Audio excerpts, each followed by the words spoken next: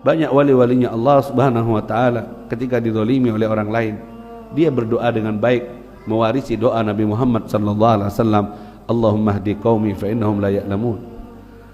Beri hidayah umatku karena dia tidak tahu. Aku tumpahkan gunung-gunung di Taif ini kepada mereka ya Muhammad. Tidak, jangan. Kalau kau tumpahkan maka mereka mati, dan kalau mati mereka mati kafir. Kalau mereka mati kafir berarti ke neraka. Aku kehilangan. Terus aku mohon hidayah kepada Allah untuk mereka. Kalau mereka tidak menjawab, barangkali putra-putra mereka. Tapi kalau mereka kau bunuh sekarang wahai malaikat, habis keturunannya semuanya ke neraka ikut mereka, rugi. Dan itu umatku, kata Rasulullah SAW. Begitu juga ada orang yang ngamuk-ngamuk minta uang.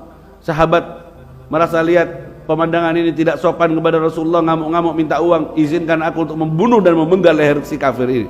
Daud, jangan, biarkan dia. Dibawa sama Nabi, diberi uang yang banyak.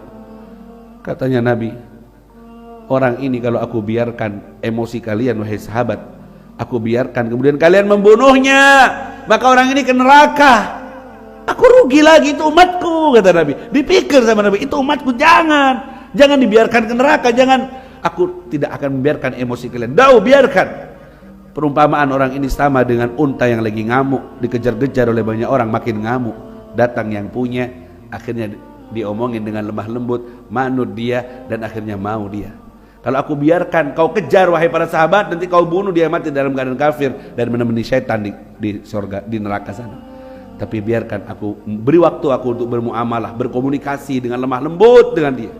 Akhirnya sampai sahabat itu menyadari akan kelembutan akhlak Nabi Muhammad SAW dan akhirnya masuk Islam, akhirnya ke surga. Bisa aku bawa umat ini ke surga, tidak jadi ke neraka.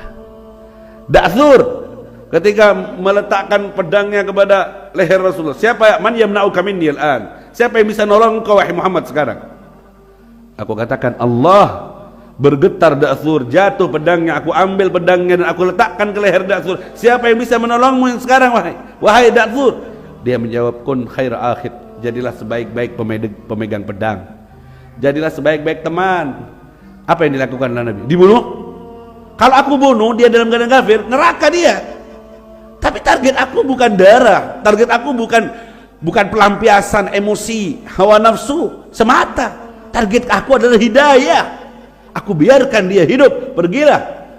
Masuk Islam Da'thur sekarang? Tidak, aku tidak masuk Islam sekarang. Aku hanya janji tidak mau bunuhmu lagi wahai Muhammad. Ya sudah, pergi kamu. Tapi tanaman akhlak yang lembut itu tertanam dalam hati Da'thur. Di beberapa kesempatan berikutnya dia masuk Islam, dan itu target Rasulullah SAW agar menyelamatkan dia dari api neraka. Bagaimana ya ikhwan kita bisa meniru bermuamalah dengan orang yang mendolimi kita, mencaci maki kita, berbuat hal yang tidak baik kepada kita, untuk tetap kita ajak ke sorga, bukan malah nambah modal dia untuk melakukan hal-hal yang bisa mendorong ke neraka dari omongan dan kedoliman dan semacamnya. Pahami ini, cara cepat ingin mendapatkan perhatian Rasulullah SAW.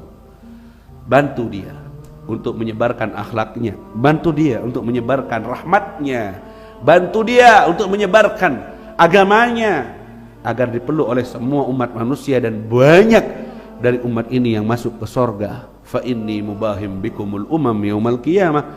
Aku bangga melihat umatku banyak di hari kiamat, semua masuk sorga. 80 saf semua dari umatnya Nabi Muhammad sallallahu alaihi wasallam.